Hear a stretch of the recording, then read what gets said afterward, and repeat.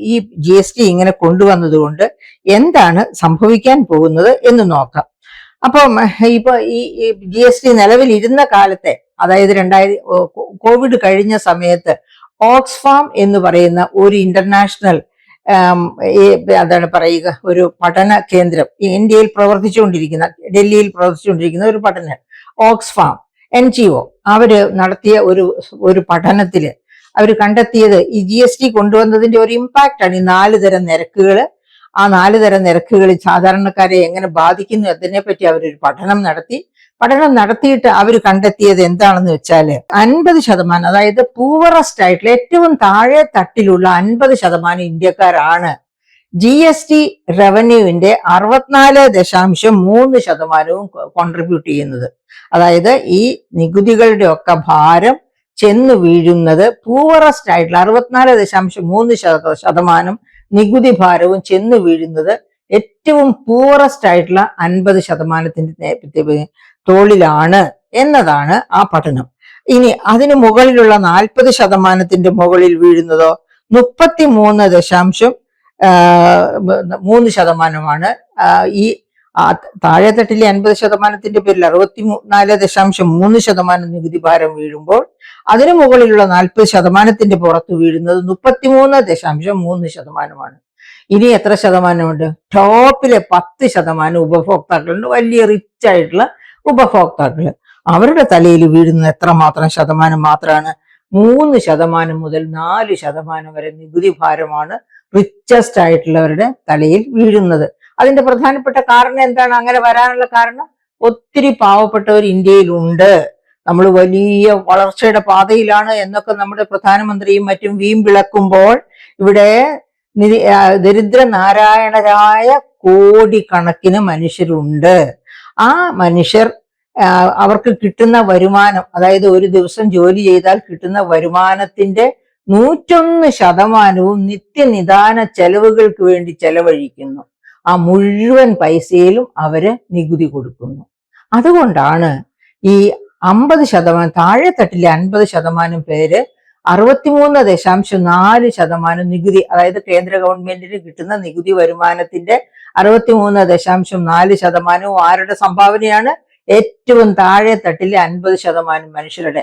അതിന്റെ തൊട്ടു മുകളിലുള്ള 40% മനുഷ്യരുടെയാണ് ഒരു 4% മുതൽ 33% അവരുടെ അതാണ്. ഏറ്റവും മുകളിൽ ഉള്ളവരുടേത്, ഏറ്റവും മുകളിലുള്ള 10%, ഏറ്റവും വലിയ റിച്ചസ്റ്റ് ആയിട്ടുള്ളവരുടെ കോൺട്രിബ്യൂഷൻ നികുതി വരുമാനത്തിലേക്ക്, അതായത് ടാക്സ് റവന്യൂവിലേക്കുള്ള സംഭാവന എന്ന് പറയുന്നത് 3 മുതൽ 4% മാത്രമാണ്. ഇപ്പൊ ഉദാഹരണത്തിന് നമ്മൾ എടുക്കുക, ഈ ഏറ്റവും വലിയ ശതകോടീശ്വരന്മാരുടെ പട്ടികയിൽ ഇന്ത്യയിൽ നിന്ന് വിട്ടുള്ള അദാനിയോ അംബാനിയോ എടുക്കുക. അവരുടെ ഒരു ദിവസത്തെ വരുമാനത്തിന്റെ മൈക്രോസ്കോപ്പിക് ആയിട്ടുള്ള ഒരു ഭാഗം മാത്രം അവർ പ്ലെയിനിലാണ് യാത്ര ചെയ്യുന്നത് മുഴുവൻ സമയമെങ്കിലും അവരെപ്പോഴും ഏറ്റവും വിലപ്പെട്ട ആഹാരമാണ് കഴിക്കുന്നത്, വിലപ്പെട്ട വസ്ത്രമാണ് ധരിക്കുന്നത്, വിലപ്പെട്ട ആടയാഭരണങ്ങളാണ് ഉപയോഗിക്കുന്നത് എന്ന് വന്നാൽ പോലും അവർക്ക് വളരെ ചെറിയ ഒരു ശതമാനം അവരുടെ വരുമാനത്തിൽ നിന്ന് ഈ പറയപ്പെട്ട ഉൽപ്പന്നങ്ങൾ വാങ്ങാനായിട്ട് ചെലവഴിച്ചാൽ മതി. അപ്പൊ അവരവരുടെ വരുമാനത്തിന്റെ വലിയ ഒരു കൊച്ചു ശതമാനം മാത്രമാണ് നികുതിയായിട്ട് കൊടുക്കുന്നത്. അതുകൊണ്ടാണ് ഇത്ര വലിയ അന്തരം. അപ്പൊ ഈ വലിയ അന്തരത്തിൽ നിന്ന് നമ്മൾ മനസ്സിലാക്കേണ്ട ഒരു കാര്യമുണ്ട്. ദരിദ്രനാരായണരുടെ ഒരു രാജ്യമായിട്ട് ഇന്ത്യ ഇപ്പോഴും തുടരുകയാണ്. അതിൽ മാറ്റം വളരെ പതുക്കെ മാത്രമേ വരുന്നുള്ളൂ. അതും കോവിഡിന് ശേഷം വന്നിട്ടില്ല എന്ന് തന്നെയാണ്.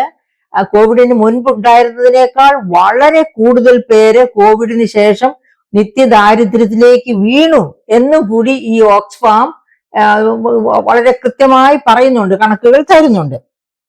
അപ്പൊ അങ്ങനെ അതായത് പാവപ്പെട്ടവര്, ധനികർ കൊടുക്കുന്നതിന്റെ 6 ഇരട്ടി നികുതിയാണ് പാവപ്പെട്ടവര് ഇന്ത്യയിൽ കൊടുത്തുകൊണ്ടിരിക്കുന്നത് എന്നാണ് ഓക്സ്ഫാമിന്റെ ഒരു കൺക്ലൂഷൻ, ഒരു വിലയിരുത്തൽ. അപ്പൊ അതിന്റെ കൂട്ടത്തിൽ ഓക്സ്ഫാം പറയുന്നത് ആ ടോപ്പിലുള്ള 1% ആൾക്കാരുടെ കയ്യിലാണ് ഇന്ത്യയുടെ ആകെ ധനത്തിന്റെ 40.6%.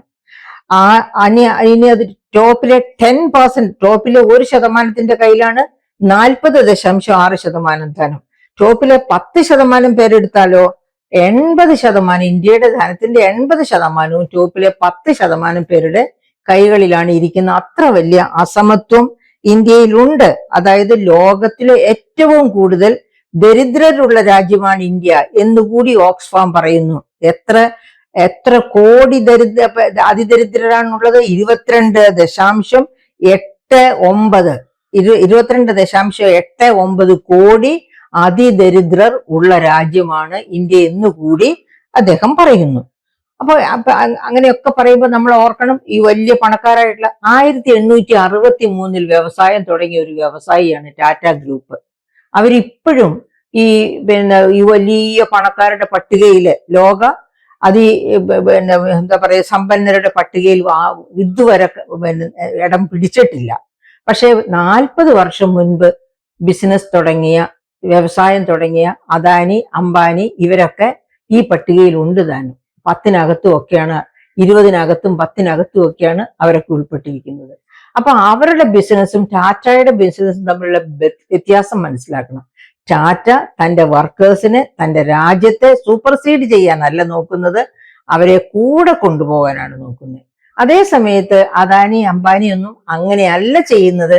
അവരുടെ വർക്കേഴ്സ്, അവരെ സംബന്ധിച്ച് എന്താ പറയുക, വർക്കേഴ്സ് തന്നെ, വെറും വർക്കേഴ്സ് മാത്രമാണ്. മറിച്ച് നമുക്കറിയാം, അംബാനി ടാറ്റയുടെ ഈ അടുത്ത കാലത്ത് ടാറ്റയുടെ ഹെഡ് മരിക്കുമ്പോൾ അദ്ദേഹത്തിന്റെ തൊഴിലാളികൾക്ക് പോലും പാർട്ടീഷൻ ബില്ലില് തുക ഏർപ്പെടുത്തിയിട്ടാണ് മരിച്ചത് എന്നാണ്. അപ്പൊ അങ്ങനെയുള്ള ഒരു രാജ്യമാണ് ഇന്ത്യ. ഇവിടുത്തെ പാവങ്ങളെ പരിരക്ഷിക്കണം എന്നുണ്ടെങ്കിൽ അതിന് പ്രത്യേക ശ്രദ്ധ ആവശ്യമാണ്. ഏതായാലും ഇപ്പോഴെങ്കിലും പ്രധാനമന്ത്രിക്ക് തോന്നിയല്ലോ ഈ GST ഒന്ന് കുറച്ചു കൊണ്ടുവരാമെന്ന്. അപ്പൊ ഈ GST 4% നിന്ന് 4 നിരക്കുകളിൽ നിന്ന് 2 സ്ലാബുകളാക്കി കൊണ്ടുവരുമ്പോൾ 28% എന്നത് ഇല്ലാതെയാകുന്നു. അതോടെ ഈ വലിയ ടാക്സ് അത് ഈ 18 ഒതുക്കുന്നു. പിന്നെ 12 എന്നുള്ളത് 5 കൊണ്ടുവരുന്നു. അപ്പൊ എന്താ സംഭവിക്കാൻ പോവുക? സത്യത്തിൽ ഈ പാവപ്പെട്ടവർക്ക് അനുകൂലമായ ഒരു നികുതി ഘടനയാണ് ഇനി വരാൻ പോകുന്നത് എന്ന് വേണം നമുക്ക് മനസ്സിലാക്കാൻ. അപ്പൊ എങ്ങനെയാണ് ഈ GST വരുമാനം, GSTയുടെ റീസ്ട്രക്ചറിങ്, ഘടന പുതുക്കിയത് എങ്ങനെയായിരിക്കും GST വരുമാനത്തെ ബാധിക്കുക? തീർച്ചയായിട്ടും കൂടുതൽ വാങ്ങാനുള്ള സാധ്യതയാണ് തെളിഞ്ഞു വരുന്നത്. എന്തുകൊണ്ട് കൂടുതൽ വാങ്ങണം എന്ന് പറഞ്ഞാല്, ഒന്നാമത് വില കുറഞ്ഞപ്പം ഇതുവരെ ഞാൻ 1/2 കിലോ പരിപ്പാണ് വാങ്ങിച്ചിരുന്നത് എന്ന് വിചാരിച്ചുള്ളൂ ഒരാഴ്ചയില്. ഇനി അത് 1 കിലോ ആക്കാം. പരിപ്പ് വളരെ നല്ല സാധനമാണ് എന്നറിയാം ആരോഗ്യത്തിന്. അത് മാത്രവുമല്ല, ഇന്ത്യയുടെ ലോകത്തിന്റെ ഒരു മില്ലേനിയം ഡെവലപ്മെന്റ് ഗോൾ ഉണ്ട്. 21ാം നൂറ്റാണ്ട് തുടങ്ങിയപ്പോൾ 2030 മുൻപ് നേടണം എന്ന് വിചാരിച്ച ഗോൾസിനെയാണ്, ലക്ഷ്യങ്ങളെയാണ് മില്ലേനിയം ഡെവലപ്മെന്റ് ഗോൾസ് എന്ന് പറയുന്നത്. അത് 18 ലക്ഷ്യങ്ങൾ. ആ 18 ലക്ഷ്യങ്ങളില് ഒന്നാമത്തേത് പട്ടിണി ഇല്ലാതെയാക്കുക, രണ്ടാമത്തേത് മാൽന്യൂട്രീഷൻ, അതായത് പോഷകാഹാര ദാരിദ്ര്യം ഇല്ലാതെയാക്കുക. ഇങ്ങനെ പോകുന്നു അതിനകത്തെ ഈ ലക്ഷ്യങ്ങൾ. അപ്പൊ ഈ പട്ടിണി ഇല്ലാതെയാക്കണം, പോഷകാഹാര ദാരിദ്ര്യം ഇല്ലാതെയാക്കണം എന്ന് വരികയാണെങ്കിൽ നമ്മുടെ പയറുവർഗ്ഗങ്ങളുടെ ഒക്കെ കൺസംഷൻ വർദ്ധിപ്പിക്കണം. അപ്പൊ ഈ വലിയ GST കൊടുക്കണമെന്നുണ്ടെങ്കിൽ പാവപ്പെട്ടവർ പലരും പയറുവർഗ്ഗങ്ങളിൽ പലതും വേണ്ട എന്ന് വെക്കും. GSTയിൽ കുറവ് വരുമ്പോൾ പയറുവർഗ്ഗങ്ങളുടെ സെയിൽ കൂടും. അപ്പൊ എന്താ ഞാൻ പറഞ്ഞു വരുന്നത്? പോഷകാഹാര ദാരിദ്ര്യവും പട്ടിണിയും ഒരു വശത്തോടെ കുറയും. അതോടൊപ്പം തന്നെ കൂടുതൽ ഉൽപ്പന്നങ്ങൾ വിറ്റഴിക്കപ്പെടുന്നു എന്നതുകൊണ്ട് തന്നെ കൂടുതൽ ഉൽപാദനം ഉണ്ടാവുക എന്ന് വെച്ചാൽ എന്താ സംഭവിക്കുക? കൂടുതൽ പേർക്ക് തൊഴിൽ ലഭിക്കുന്നു. അപ്പോൾ നമ്മൾ ഓർക്കേണ്ട വേറൊരു പ്രധാനപ്പെട്ട കാര്യമുണ്ട്. അതായത് കൂടുതൽ പേർക്ക് തൊഴിൽ ലഭിക്കുന്നു. അതായത് micro, small and medium enterprises, MSMEs എന്ന് നമ്മൾ പറയുന്ന micro, small and medium enterprises ഓർമ്മിക്കണം. ഇന്ത്യയിൽ 96% വരെ തൊഴിൽ നൽകുന്ന മേഖലയാണ് ഈ micro, small and medium enterprises.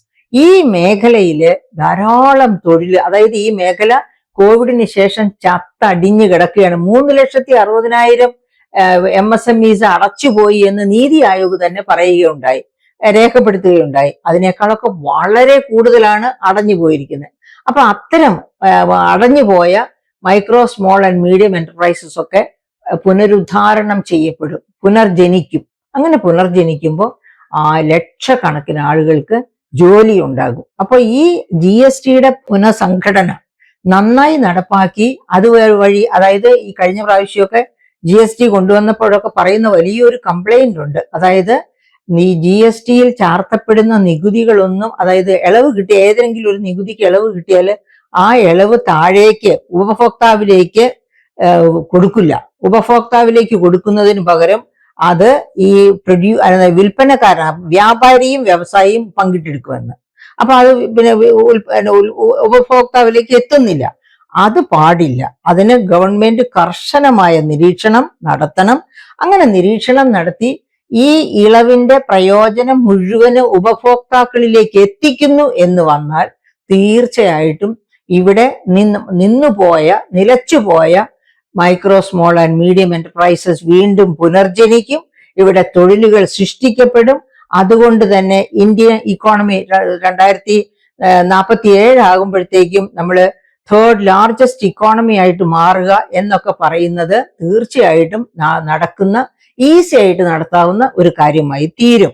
അപ്പൊ അങ്ങനെ വരുമ്പോൾ നമുക്ക് കൂടുതൽ തൊഴിലുകൾ, അതായത് GSTയുടെ പരിഷ്കരണം കൊണ്ട് കൂടുതൽ തൊഴിലുകൾ, കൂടുതൽ വരുമാനം, കൂടുതൽ മെച്ചപ്പെട്ട ജീവിതം, ഈ പിന്നെ നമ്മൾ ഇപ്പൊ പറഞ്ഞല്ലോ എത്രയോ കോടി പേര് നിത്യദരിദ്രര് അല്ലെങ്കിൽ ദാരിദ്ര്യരേഖയ്ക്ക് താഴെ അവരെയൊക്കെ ലിഫ്റ്റ് ചെയ്യാനുള്ള സാഹചര്യം ഇതൊക്കെ ഉണർന്നു വരും. അപ്പൊ ഇപ്പോഴും ഒരു പ്രശ്നം ഉദിക്കുന്നുണ്ട്. ഈ ഇങ്ങനെ വരുന്ന വരുമാനം, അതായത് ഇപ്പൊ GSTയുടെ പുനഃസംഘടന വഴിയായിട്ട് കുറച്ച് വരുമാന വർധനവ് ഉണ്ടാകുന്നുവെങ്കിൽ അതും 50-50 എന്ന രീതിയിൽ കേന്ദ്രവും സംസ്ഥാനങ്ങളും കൂടെ പങ്കിടുമോ?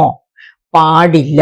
ഇവിടെയാണ് സംസ്ഥാന ഗവൺമെന്റുകൾ ശക്തമായ നിലപാടെടുക്കേണ്ടത്. ഇതിനു മുൻപ് തന്നെ GST കൗൺസിലിൽ വന്ന ഒരു വാദമാണ് ഇപ്പൊ ഈ 50-50 എന്നുള്ളത് 40:60, അതായത് സംസ്ഥാനങ്ങൾക്ക് 60% കേന്ദ്രത്തിന് 40% എന്ന രീതിയിൽ പങ്കിടണമെന്ന്. എന്തുകൊണ്ടാണ് സംസ്ഥാനങ്ങൾ അങ്ങനെ ആവശ്യപ്പെടുന്നത്? കാരണം ചെലവിന്റെ 60% സംസ്ഥാനങ്ങളാണ് വഹിക്കുന്നത്. അപ്പൊ പിന്നെ സംസ്ഥാനങ്ങൾക്ക് കൂടുതൽ വരുമാനം വേണ്ടേ? പക്ഷെ വരുമാനത്തിന്റെ അതായത് ഇൻകം ടാക്സ് പോലെയുള്ള ഡയറക്റ്റ് ടാക്സസ് ഒക്കെ കേന്ദ്രത്തിലേക്കാണ് പോകുന്നത്. പിന്നെ ഫിനാൻസ് കമ്മീഷൻ വഴിയായിട്ട് വളരെ നിയന്ത്രിതമായ തോതിൽ മാത്രമാണ് സംസ്ഥാനങ്ങൾക്ക് അതിന്റെ വിഹിതം കിട്ടുക. ഈ GST, അതായത് ഇൻഡയറക്റ്റ് ടാക്സസ് ആണ് കേന്ദ്രത്തിനും സംസ്ഥാനങ്ങൾക്കും 50-50 ആയിട്ടെങ്കിലും കിട്ടുക. അപ്പൊ കേന്ദ്രത്തിന്റെ കയ്യിൽ കൂടുതൽ ധനം എത്തുന്നു, സംസ്ഥാനങ്ങളുടെ കയ്യിൽ കുറവ് ധനം എത്തുന്നു. സംസ്ഥാനങ്ങൾക്കാണ് 60% ചെലവുകളും വഹിക്കേണ്ടി വരിക. അപ്പൊ തീർച്ചയായിട്ടും ഒരു ഫെഡറലിസം നന്നായി മുൻപോട്ട് പോകണം എന്നുണ്ടെങ്കിൽ അവിടുത്തെ വരുമാന വിഭജനം ജസ്റ്റ് ആയിരിക്കണം, നീതിപൂർവമായിരിക്കണം. അപ്പോൾ ഇപ്രാവശ്യം സംസ്ഥാനങ്ങൾക്ക് GST കൗൺസിൽ കൂടാനിരിക്കുകയാണ്. കൂടുമ്പോൾ ഒക്ടോബറിൽ കൂടുമെന്ന് പറയുന്നു. അങ്ങനെ കൂടുമ്പോൾ ചെയ്യാവുന്ന ഏറ്റവും പ്രധാനപ്പെട്ട ഒരു ആർഗ്യുമെന്റ് ഇതുവഴിയായിട്ടുണ്ടാകാവുന്ന വരുമാന വർധനവ്, ഈ റീസ്ട്രക്ചറിങ് വഴിയായിട്ടുണ്ടാകുന്ന വരുമാന വർധനവ് സംസ്ഥാനങ്ങൾക്ക് വിട്ടുകൊടുക്കുക, കേന്ദ്രം അതിൽ കൈവയ്ക്കാതിരിക്കുക. അങ്ങനെ വരുമ്പോൾ സംസ്ഥാനങ്ങൾക്ക് കുറച്ചുകൂടി നീതി ലഭ്യമാകും എന്ന് നമുക്ക് പ്രത്യാശിക്കാം. എന്തായാലും ഈ റീസ്ട്രക്ചറിങ് വഴിയായിട്ട് GST നല്ലവണ്ണം പ്രാവർത്തികമാകട്ടെ എന്ന് നമുക്ക് പ്രത്യാശിക്കാം. അതോടൊപ്പം തന്നെ ഇപ്പോഴും GSTയിൽ നടത്തുന്ന കൊള്ള, അതായത് മനഃപൂർവമായിട്ട് നടത്തുന്ന കൊള്ള കണ്ടെത്താനായിട്ട് national anti profiteering authority of India വളരെ ശക്തമായ നടപടികളുമായി മുൻപോട്ട് പോകണം എന്നുകൂടി ഓർമ്മപ്പെടുത്തിക്കൊണ്ട് നമുക്ക് GST പുനഃസംഘടനയെ പറ്റിയുള്ള ചർച്ച നമുക്കിവിടെ നിർത്താം.